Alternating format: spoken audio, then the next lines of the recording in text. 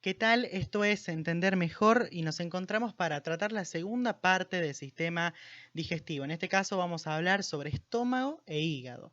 Mi nombre es Joaquín Pedrace, voy a acompañarlos en el desarrollo de los temas antes mencionados. Vamos a empezar hablando del estómago, ¿sí? Vamos a decir que es un órgano hueco que se ubica en estrecha relación con el diafragma hacia superior, ¿sí? Se encuentra por debajo del diafragma. De hecho, el esófago que desemboca en el estómago atraviesa el diafragma a través del hiato esofágico, ¿sí? Ya vamos a ver un poquito más esto en cuanto a disposición con una imagen, ¿sí? Vamos a decir que tiene función digestiva del tipo mecánica y química, ¿sí? Para ello cuenta con una estructura histológica particular que describiremos en la próxima diapositiva. Vamos a ver aquí una imagen, ¿sí? En la que vemos al diafragma, ¿sí? Músculo respiratorio, ¿sí? Importantísimo para la ventilación, ¿sí? Y acá vemos cómo se relaciona, ¿sí? Cómo se relaciona con el estómago, ¿sí?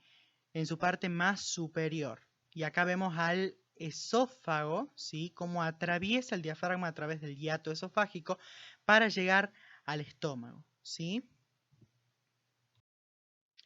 Bueno, ahora vamos a continuar hablando de la histología, ¿sí? Del estómago. Vamos a empezar a conocer un poco cuáles son sus características a nivel estructural, particularmente de las paredes, y ver cómo esas características le permiten cumplir con la función de digestión mecánica y digestión química, ¿sí?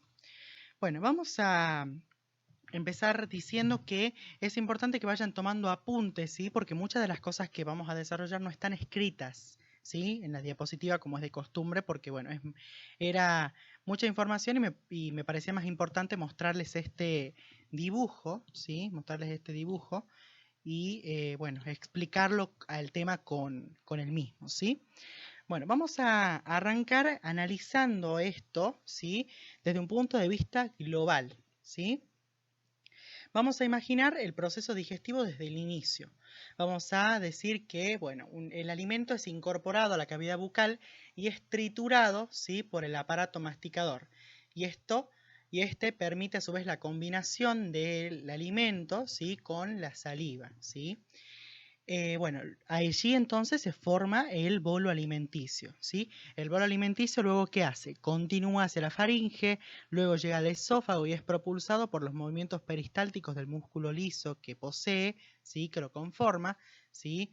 Estos movimientos peristálticos lo propulsan, ¿sí? Hasta que llegue al estómago, ¿sí? Viene hacia este trayecto, sí, sí, sí, sí, y llega al estómago, ¿sí? Una vez que llega al estómago, se va a combinar con el jugo gástrico, el cual, bueno, vamos a describir más adelante, y va a formar, ¿sí? El bolo alimenticio combinado con el jugo gástrico forma el quimo, ¿sí? Que es una masa pastosa de contextura semisólida, ¿sí? Entonces, ahora, ¿cuál es la función, ¿sí? Digestiva que va a continuar en el estómago, la digestión química y la digestión mecánica, ¿sí? Vamos a empezar hablando de la digestión mecánica y aquí vamos a tener que describir el aparato muscular bien desarrollado que posee el estómago, ¿sí? Vamos a decir que tiene tres capas de músculo liso, una capa oblicua, una capa circular y una capa longitudinal. Músculo liso, gobernado por el sistema nervioso autónomo, que sabemos gobierna todas las funciones involuntarias, como la sudoración, la salivación, la vasoconstricción, etc. ¿Sí? Bueno, dicho esto, entonces, estas capas de músculo liso van a realizar movimientos de segmentación, ¿sí?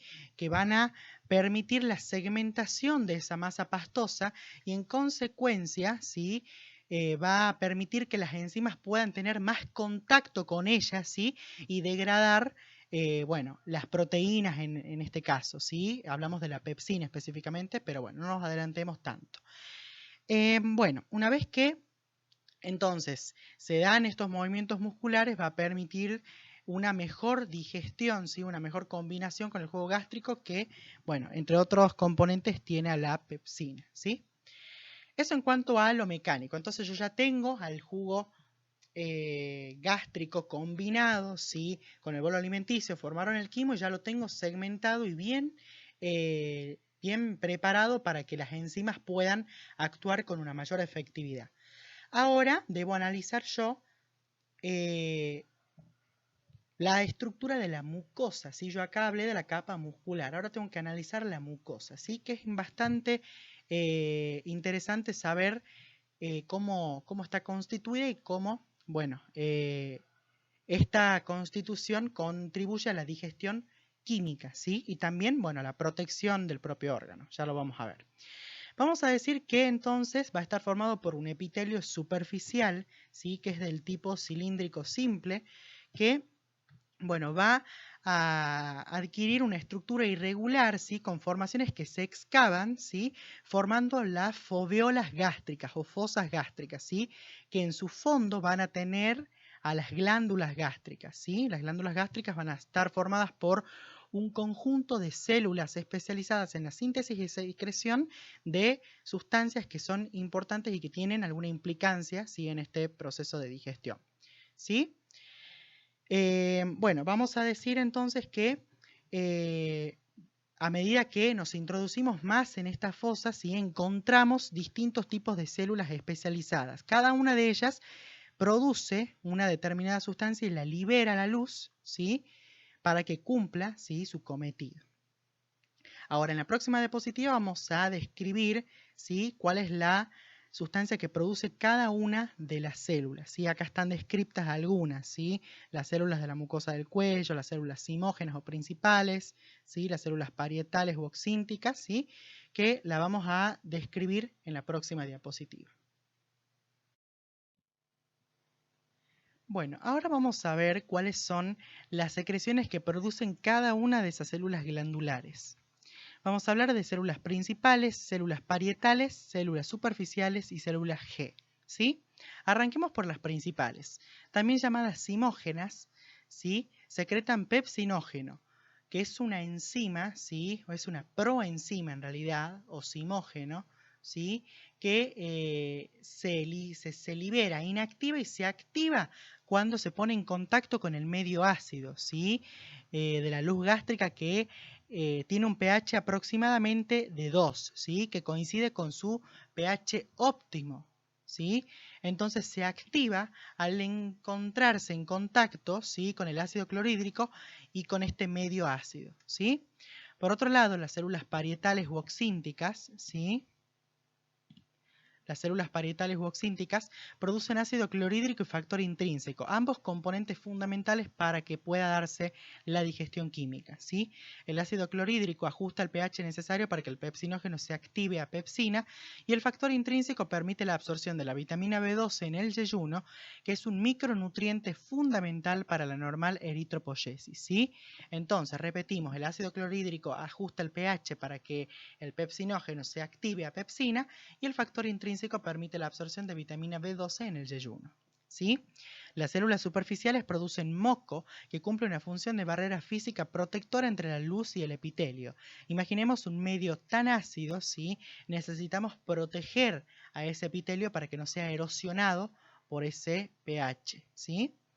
Las células G producen gastrina, ¿sí? Que es una hormona producida por estas mismas células y que van a ingresar a la sangre, ¿sí? Que es un tejido conectivo especializado, y luego van a tomar contacto con las células parietales, ¿sí? Va a ser una secreción parácrina, ¿sí?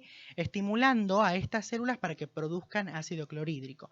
El estímulo para la secreción de gastrina sería un pH alto, ¿sí? Alcalino en la luz gástrica.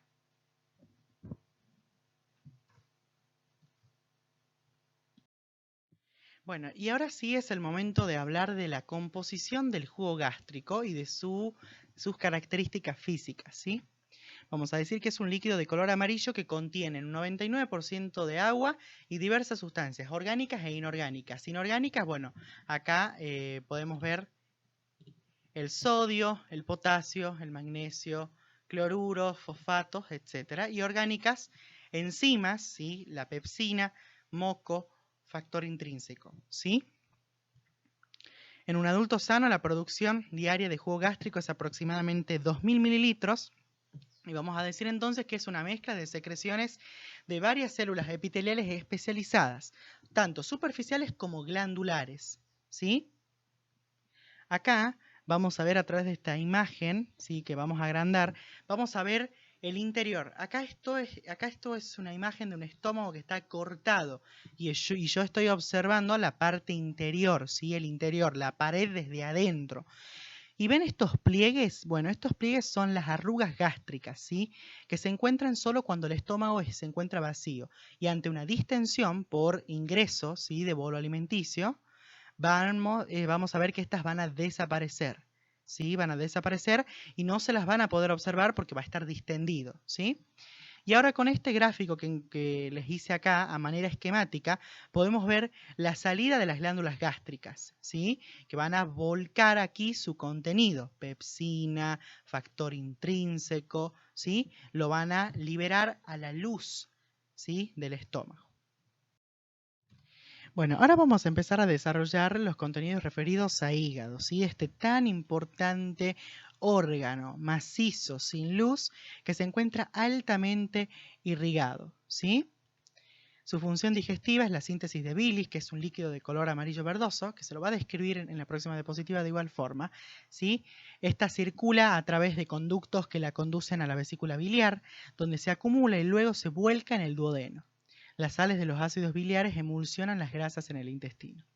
Aquí vamos a ver una imagen, ¿sí? En la que vamos a poder destacar esta cuestión de que decíamos que era altamente irrigado, ¿sí? Vamos a ubicarnos. Este es el órgano, es un órgano voluminoso, ¿sí? Acá vemos, ¿sí? La vesícula biliar. Acá encontramos a la vena porta, ¿sí? Que se introduce, ¿sí? En el parénquima hepático, trayendo nutrientes del tracto intestinal, ¿sí?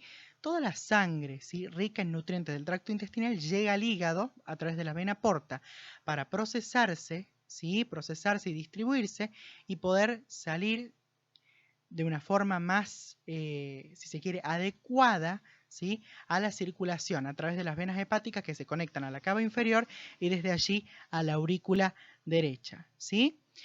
Ahora, me parece importantísimo destacar un aspecto respecto a bilis, ¿sí? Que siempre se presta a confusión. Vamos a decir que la bilis no posee enzimas, ¿sí? Muy importante, anótenlo de forma resaltada. La bilis no posee enzimas, ¿sí? ¿Entendido? Bien. Vamos a hablar de la bilis entonces. Vamos a decir que es un líquido de color amarillo verdoso que contiene agua, iones y ácidos biliares. Estas sustancias tienen la capacidad de disminuir la tensión superficial de las moléculas de grasas y facilitar así la acción de las lipasas pancreáticas sobre ellas. Cuando veamos páncreas vamos a hablar de todo el conjunto de enzimas, ¿sí? Por eso decidí hacerlo en un video aparte. Acá vemos cómo es que se da este proceso de emulsificación, ¿sí? Acá vemos nosotros un glóbulo graso, es decir, una molécula, ¿sí? Un lípido que, bueno, va a ser emulsificado por las sales biliares. Las sales biliares tienen la característica de tener una parte hidrofóbica, ¿sí? Es decir, que es soluble en lípidos, y una parte hidrofílica que es soluble en agua, ¿sí? Entonces, esta parte hidrofóbica se va a adherir, ¿sí? Se va a adherir a este glóbulo graso y lo va a separar en pequeñas micelas, ¿sí? De manera tal que va a ser más fácil para las enzimas, ¿sí? Degradar pequeñas, ¿sí? Digámoslo así, pequeñas burbujitas a que degradar esto que es de un tamaño bastante considerable, ¿sí? Entonces lo que hago yo es de reducir el tamaño, ¿sí? Para aumentar la superficie, ¿sí? De acción de las enzimas, ¿sí? Si son más pequeñas tienen más posibilidad, en cambio para abarcar todo esto necesitaría una mayor cantidad de enzimas, ¿sí? Entonces para optimizar ese proceso y que las lipasas puedan actuar, voy a realizar la emulsificación de los lípidos, ¿sí? Bueno. Bueno, y para ir cerrando ya lo que fue esta clase, vamos a remarcar otras funciones del hígado, de manera tal que ustedes puedan tener, ¿sí? Una visión más amplia sobre la implicancia y la importancia de este órgano en distintos procesos biológicos. Vamos a decir que el hígado se comporta como una glándula de secreción mixta, produciendo bilis y volcándola al duodeno, ¿sí? Y además produce muchas otras sustancias que son liberadas a la sangre. Vamos a ver algunas de ellas. Por ejemplo, proteínas del plasma sanguíneo, ¿sí? Allí encontramos a los factores de coagulación y podemos dimensionar así la importancia, ¿sí? Producción de lipoproteínas y colesterol. Las lipoproteínas van a ser un tipo especial de proteínas que tienen por función facilitar el transporte de lípidos en sangre, ¿sí? Imaginemos que los lípidos, al ser hidrofóbicos, tienen que desplazarse en un medio acuoso, ¿sí? Que es la sangre. Entonces, para eso va a utilizar a las lipoproteínas y de esa forma van a poder circular de manera óptima, ¿sí? Va a ser un regulador de los niveles de glucemia, ya que pueden almacenarla en forma de glucógeno, ¿sí? Y degradarla ante los requerimientos para liberar glucosa nuevamente, es decir, formo glucógeno, ¿sí? Y lo degrado ante los requerimientos, liberando glucosa de nuevo al torrente sanguíneo y favoreciendo la utilización de la misma por los tejidos. Además, puede formar glucosa a partir de precursores no glucídicos, por ejemplo, utilizando aminoácidos. Convierte el amoníaco tóxico en urea, la cual se excreta en la orina. Interviene en la biotransformación de fármacos, etanol y otras sustancias tóxicas para el organismo. Y acá la importancia en lo que sería la digestión, ¿sí? La sangre del tracto intestinal retorna al hígado por la vena porta. Este vaso transporta sangre rica en nutrientes absorbidos en el tracto intestinal y los lleva al hígado para que estos sean metabolizados, procesados y distribuidos de manera tal que se mantenga la homeostasis, ¿sí? Esto es importante, mantiene la homeostasis, ¿sí? Existen otros procesos también que colaboran, ¿sí? Pero el hígado tiene una importante tarea en este sentido.